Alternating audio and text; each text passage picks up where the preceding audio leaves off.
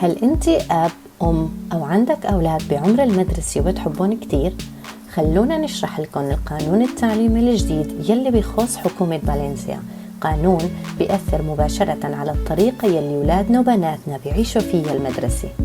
تعرفوا إنه كل العائلات يلي عايشين هون لازم يختاروا إذا أولادهم رح يدرسوا بالفالنسيا أو الإسباني، وكمان بتعرفوا إنه الاختيار يلي بتاخدوه رح يضل ثابت طول فترة المدرسة. استعلمتوا عن هذا الموضوع من قبل؟ إذا لا فهذا الفيديو عملناه كرمالكم. شو هو القانون الجديد؟ الطلاب اللي بالمرحلة الابتدائية أو الإعدادية يلي بيدخلوا صف الفالنسيا رح يكون عندهم من 5 ل6 مواد باللغة الفالنسيانية، 2 أو 3 بالإسبانية، ومن مادة ل3 مواد باللغة الإنجليزية. أما الطلاب يلي بيدخلوا صف الإسباني فرح يكون بالعكس تماما. هل ممكن نضمن إنه كل الطلاب بيدرسوا باللغة يلي اختاروها أهلهم؟ لا، الدراسة باللغة يلي اختاروها العيلة ما بتعتمد بس على اختيار العيلة بنفسها، بل بشكل كبير على اختيار باقي العيال بنفس المدرسة. خلونا نشرح. بالمدرسة يلي فيها صف واحد بكل مرحلة دراسية رح يتم تحديد إذا اللغة الرئيسية هي الفالنسيا والإسباني بناء على تصويت الأغلبية. أما المدارس يلي فيها صفين بكل مرحلة لازم على الأقل 25% من العائلات يختاروا اللغة حتى يتم إنشاء صف واحد باللغة الفالنسيا وصف ثاني باللغة الإسبانية. مثلا تخيلوا مدرسة فيها 40 طالب مسجلين بنفس المرحلة الدراسية، يعني 20 طالب بكل صف. بهالحالة بيكفي إنه 10 طلاب يطلبوا التعليم بلغة معينة لحتى يتم إنشاء صف بهاي اللغة. يعني إذا كان في 10 طلاب طلبوا الدراسة بالفالنسيا و30 طالب طلبوا الدراسة بالإسباني لازم يتم إنشاء صف لكل لغة. بس هل ممكن بهالحالة يكون صف فيه 10 طلاب وصف الثاني 30؟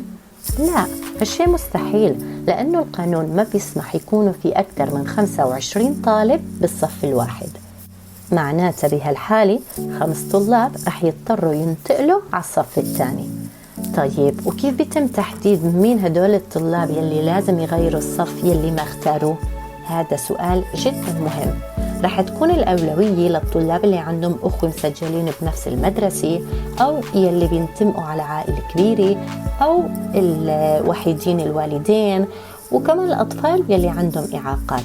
وبحال في تعادل رح يتم الاعتماد على أول حرف من اسم العيلة. هالشي يخلق مجموعة مشاكل. في طلاب غصبا عنهم رح يضطروا يغيروا زملائهم ومعلميهم السنة الجاي، وهذا الشيء ممكن يسبب مشاكل بالتأقلم. شبكة الكتب المدرسية لشرشريورس ممكن تختفي لأنه التكلفة ما رح تكون قابلة للتحمل. غير هيك رح يظهر مشاكل جديدة. توزيع الطلاب بين الصفوف ما رح يكون عادل. ممكن يصير في صف في عدد كبير من الطلاب وصف تاني فيه عدد قليل، والأساتذة بهاي الحالة ما رح يقدروا يعطوا نفس الانتباه لكل الطلاب بنفس الطريقة. وكمان الصف ممكن يصير غير متوازن من نواحي تاني. تخيل نحط عدسة مكبرة على صف ابنك أو بنتك. هدول هني زملاء الصف: خوان رومان، ليونيلا، جياجي، كونستانتين، أيوب ونيوس. هدول الطلاب ما وصلوا لهذا الصف بطريقة عشوائية، بل بالنظام الحالي الأساتذة بيحاولوا يوزعوا الطلاب بناء على خصائصهم، وصولهم، احتياجاتهم التعليمية، لحتى يكونوا الصفين بأكثر شكل متوازن وفقا لمبادئ العدالة والتنوع. لكن بالقانون الجديد هالمعايير كلها رح تختفي، لأنه الطلاب رح يتم فصلهم حسب اللغة يلي اختاروها عائلتهم، وهذا الشيء ممكن يسبب عدم توازن بالتنوع الثقافي الموجود بالصف، وحتى التكوين الاجتماعي، الاقتصادي، والأداء الأكاديمي للطلاب. ببعض الحالات ممكن يصير فيها إنه كل الأطفال اللي عندهم احتياجات خاصة يجتمعوا بنفس الصف. المدرسة لازم تكون مراية لمجتمع متنوع غني بثقافاته، بس للفصل اللغوي رح يخلق مشاكل حاليا ما موجودة. وهلأ بعد ما عرفنا كيف بيشتغل القانون الجديد لازم نسأل حالنا: يا ترى شو هو الخيار يلي بدنا نختاره؟ هون الجواب واضح، اختيار الفالنسيا هو الخيار الوحيد اللي رح يعلم أولادنا اللغتين بنفس الوقت، وبيفتح أبواب أكثر على المستوى الشخصي، الاجتماعي، المهني، وكمان بيعزز مهارات تعليم لغات تانية. تعلم اللغة الإسبانية مضمون بأي خيار لأنها موجودة بكل مجالات الحياة، لكن تعليم اللغة الفالنسية فرصة كتير أطفال ما رح يحصلوا عليها إلا بالمدرسة، وهذا الشيء أساسي لضمن الاندماج الكامل وتكافؤ الفرص.